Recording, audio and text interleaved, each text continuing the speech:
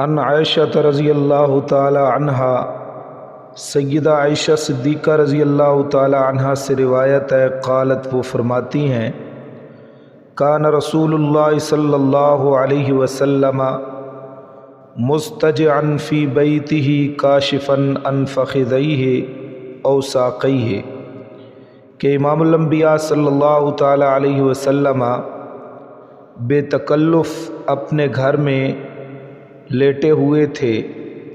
فاستأذن ابو بکر، سیدنا صدیق اکبر رضی اللہ تعالی عنہ نے اندر آنے کی اجازت طلب کی۔ فأذن لہ، تو امام الانبیاء صلی اللہ تعالی علیہ وسلم نے ان کو اجازت دی۔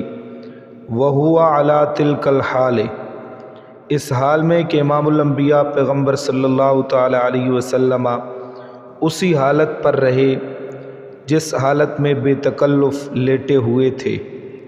فتحدث، حضرت سیدنا صدیق اکبر کافی دیر تک باتیں کرتے رہے امام الانبیاء صلی اللہ تعالی علیہ وسلم سے۔ ثم استأذن عمر، پھر حضرت عمر رضی اللہ تعالی عنہ نے اجازت طلب کی اندر آنے کی۔ فأذن لہ، تو امام الانبیاء صلی اللہ تعالی علیہ وسلم نے انہیں بھی اجازت دی۔ وہو کذالک، امام الانبیاء اسی حالت پر بے تکلف لیٹے رہے۔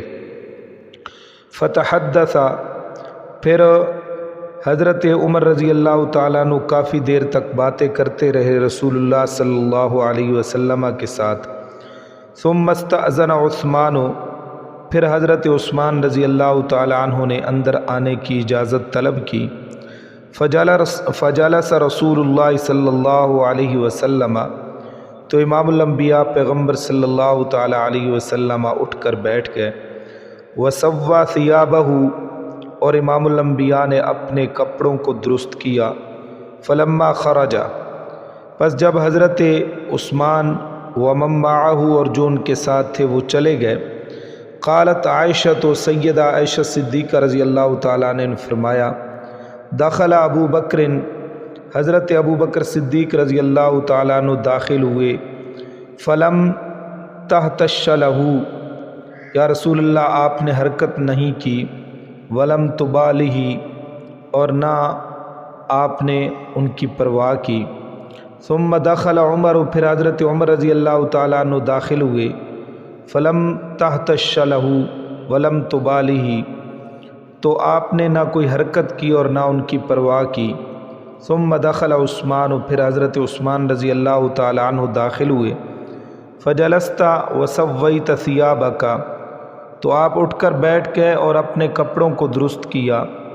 فقال، تو امام الانبیاء صلی اللہ تعالی علیہ وسلم نے فرمایا، الا استحیی من رجل، کیا نہ میں حیا کروں اس آدمی سے، تستحیی منہ الملائکۃ، جس سے فرشتے بھی حیا کرتے ہیں۔ تو یہ سیدنا عثمان بن عفان رضی اللہ تعالیٰ عنہ کی ایک جزوی فضیلت ہے جو امام الانبیاء صلی اللہ تعالی علیہ وسلم نے بیان فرمائی۔ باقی مجموعی طور پر تمام صحابہ اکرام رضوان اللہ تعالی علیہم اجمعین پر سب سے افضل جو ذات ہے تو وہ سیدنا صدیق اکبر رضی اللہ تعالیٰ عنہ کی ذات ہے۔ وفی روایت، اور ایک روایت میں آتا ہے، قالا، فرمایا کہ ان عثمان رجل حی، رسول اللہ نے فرمایا بے شک حضرت عثمان ایک بہت بڑے باحیا آدمی ہے۔ وانی خشیت، اور میں نے محسوس کیا، ان اذنت لہ، اگر میں اجازت دوں ان کو، علی تلک الحالت، اسی حالت پر جس پر میں ہوں، تو اللہ یبلغ الی فی حاجتہ، تو مجھے اپنا مقصود جو ہے پورا نہیں سنا سکیں گے اور مجھے اپنا پورا مقصود بیان میرے سامنے نہیں کر سکیں گے۔ او کما قال النبی صلی اللہ علیہ وسلم، رواہ مسلم۔